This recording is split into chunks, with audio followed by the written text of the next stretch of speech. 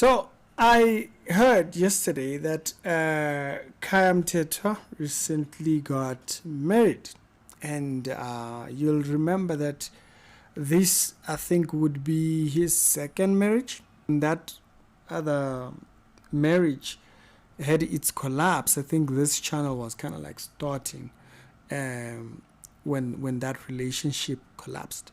And so right now, there's a lot of conversations concerning his new marriage and that whole conversation there and stuff like that. But on this particular video, I wanted to talk about something else. I wanted to talk about how doctrine actually directs a person's life, and why I wanted to talk about that, because if you listen to our everyday conversations, right, you'll notice that the things we believe show the decisions we are taking. Okay? This is not even about Khaya. Everybody acts as they believe. Everybody is doing what they believe. But if you really sat down and looked at you will notice that it's areas where you believed wrong, you lived wrong. Like when you were convinced wrong, you were just on your own thingy. A person can literally wreck themselves from being a very stable person because they believe wrong. Our belief is very important. I don't focus on doctrine only because, I want to be noisy. No, I focus on doctrine because I genuinely believe doctrine influences how people live. You want to tackle aspects of holy living and whatnot, you have to tackle what people believe. It's not enforcing strict rules and telling people don't touch this, don't do this, don't do this. No, you got to get people to believe right. What does a person believe about money? What does a person believe about their duty to others? What does a person believe about their responsibility to other people? What do they believe about their responsibility towards upholding the standard for truth in a society that continuously rewards falsehood? You see, our world rewards wrong, right? So if we do not get to what does this person believe about this, like what does a person believe about money? When it comes to scarcity, what do you believe about scarcity? What do we believe about that? Because once we have dealt with that, we can deal with how a person responds in difficulty. Whether a person now, because, kunzima, they start running after miracles, looking for miracles everywhere and whatnot, it's because they believe wrong. Why is it that churches like Bushiri and whatnot can come here and do whatever they want? Is because they promise to people who believe wrong. So, simple, cut straight. You are not dealing with people who are not Christian. You are dealing with people who believe wrong. Some of them are not, definitely. There's no doubt about that. Some of them are not even Christian. It's that they have always been rooted in wrong belief. There are people who think Christian living is opulent living. You see it when Pastor Chris can stand on the pulpit and boldly say to everyone that follows him and listens to him, and he says, Jesus didn't hand his mother over to Peter because Peter was poor. Jesus does not give responsibility to people that are poor. That's a person who is devoid of truth. Why? Because he lacks, Pastor Chris, that is, he lacks an understanding about the power of truth. He thinks truth is business people, and when we become business people, we find the gospel. I used to believe that. And then I saw people near me go into business and become ultra rich and never come back. I'm not talking about people I don't know. No. I'm talking about people I know. People that when I was in faith, when I started my walk, I saw people continuously declare, this is what we need to do. Once we have this. I remember one particular friend of mine. I used to know him around the time of, I met him around the time of 2014, 2015, 16. And he had vowed it. He's like, yeah, my leader, we need to go at this thing.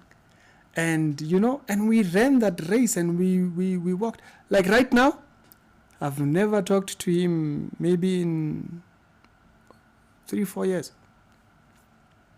3-4 years, I've never talked to him. We have never talked. No, you can't be caught with the poor likes of myself.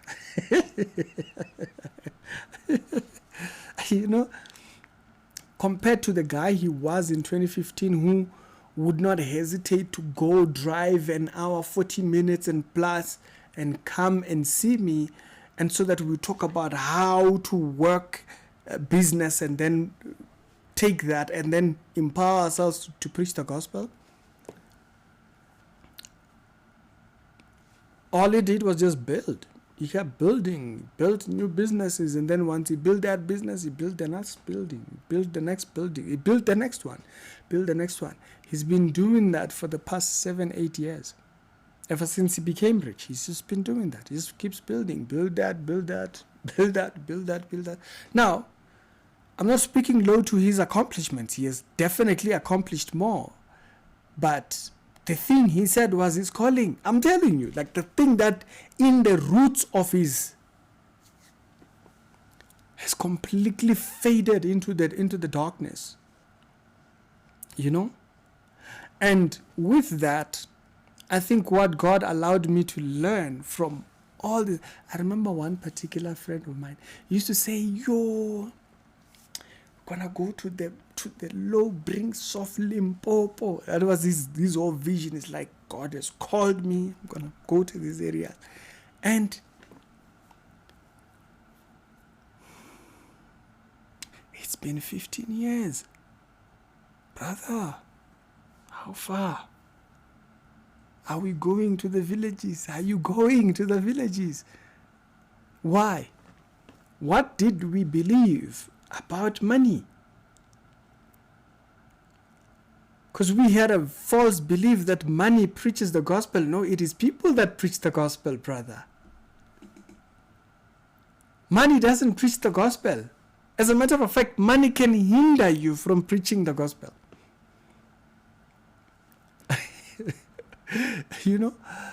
If there is any period for me to talk about money, it's month end. Until we enter the first week into the month. That's the only time I'm interested in talking about money. Why? Because after that, it can eat the soul out of you preaching the gospel. You'll be consumed by it. You must be very careful. And you know what the funny thing is? To get a person who's now rich to advise a person, you can't.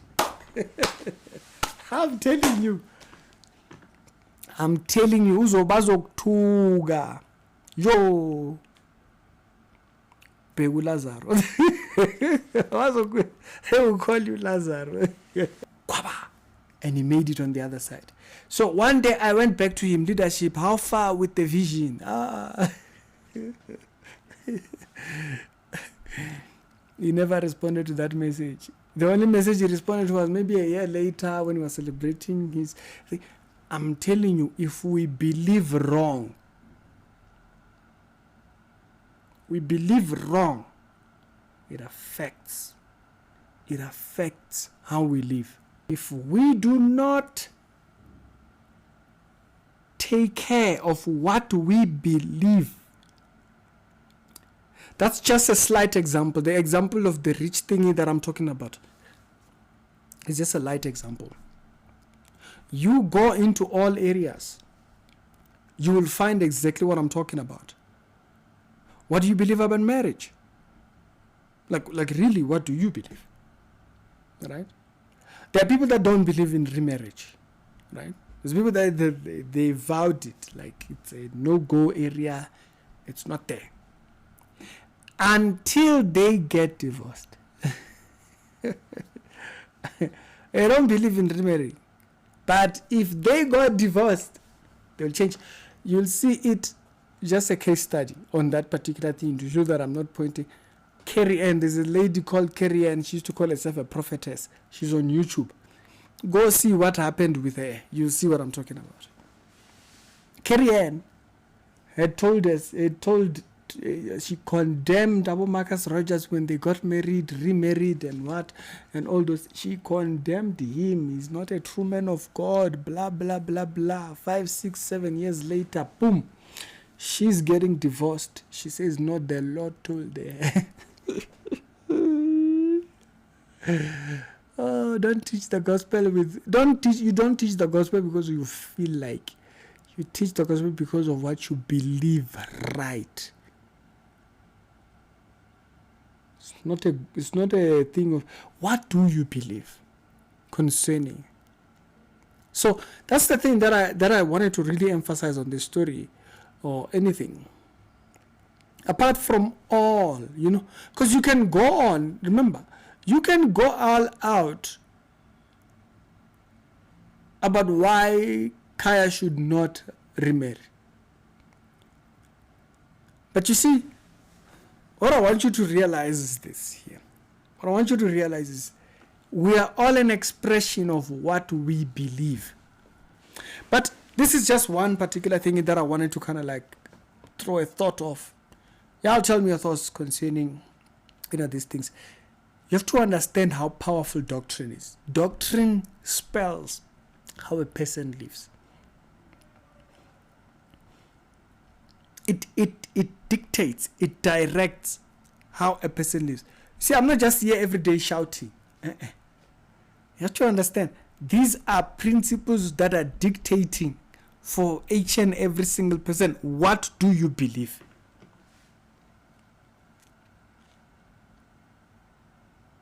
You. Like, and understand something. When you truly believe something, and you are believed it biblically so, because by the Bible, and you are correct about it, and think it causes you to change how you live. You can see it within the subject of the parable of the wicked servant. His influence of being a wicked servant is because he believes wrong about his master's coming.